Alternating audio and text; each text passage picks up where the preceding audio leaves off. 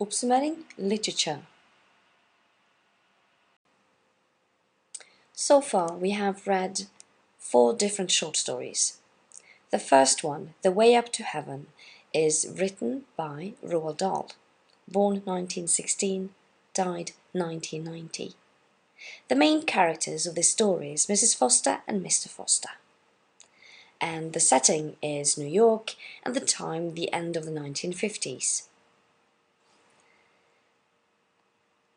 Of the literary devices, we focus on point of view, title, and symbolism.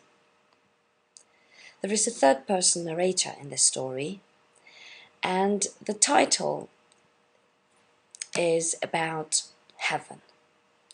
Now, for Mrs. Foster, heaven is the same as freedom. For Mr. Foster, heaven is death. And talking about symbolism, heaven is, as just said, freedom and death. There is also a symbolism in the journey. For Mrs. Foster, the journey is not just the actual journey, but it is also a mental journey. A journey away from the marriage she is in to the freedom she feels when going to Paris, but also when her husband dies.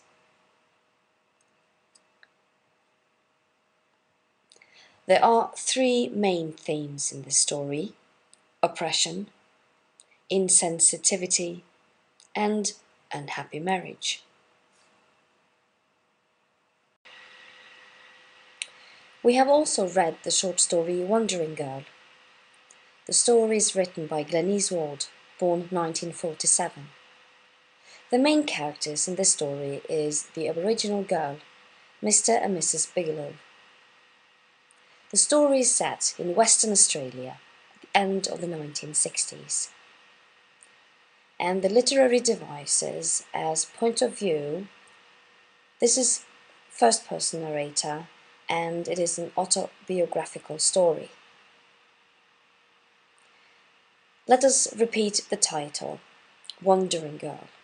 Wandering represents a mental aspect and a physical aspect. The mental aspect about wandering is concerned about identity and belonging. And the physical aspect is the fact that the Aboriginal girl is forcibly moved. And the symbolism in this story, well, there is a lot, but let us focus on the people. Mrs. and Mr. Bigelow, they symbolize the white people. They symbolize authorities. They symbolize authorities and the system. And the Aboriginal girl in the story, she symbolizes the stolen generation and also all Aborigines.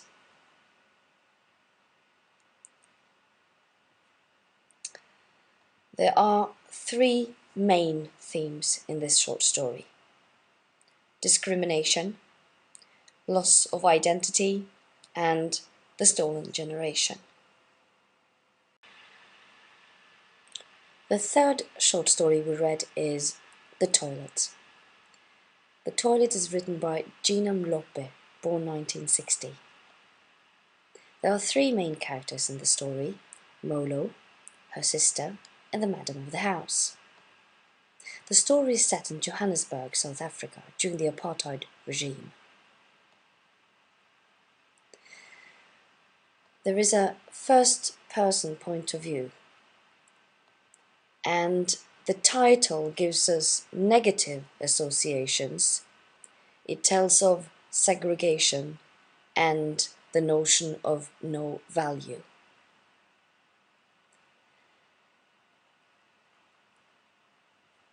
There is a lot of symbolism in the story: the toilet, the white lady, the dogs, the streetlights, and the ending. The toilet represents something private. It represents at the same time a relief and shelter. The white lady, she is the stereotypical white housewife. She is presented as a clear contrast to blacks, and she is also presented as leading a superficial life. The dogs, they symbolize power through fear. And the streetlights, they represent surveillance and also deprivation of freedom. And finally, the ending, the girl is writing outside, and this shows liberation, courage, and inner strength.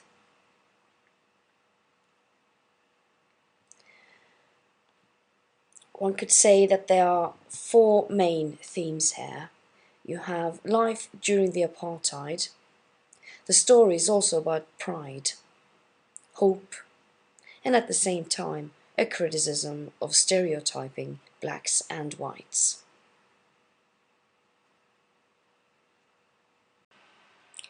The last short story that we have read together is Good Advice is Rarer Than Rubies, and the author is Salman Rushdie, born 1947.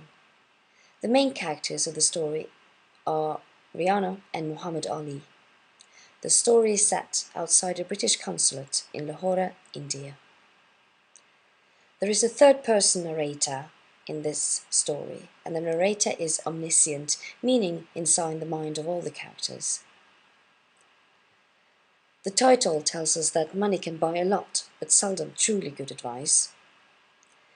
And when it comes to symbolism, let us focus on the pyramid.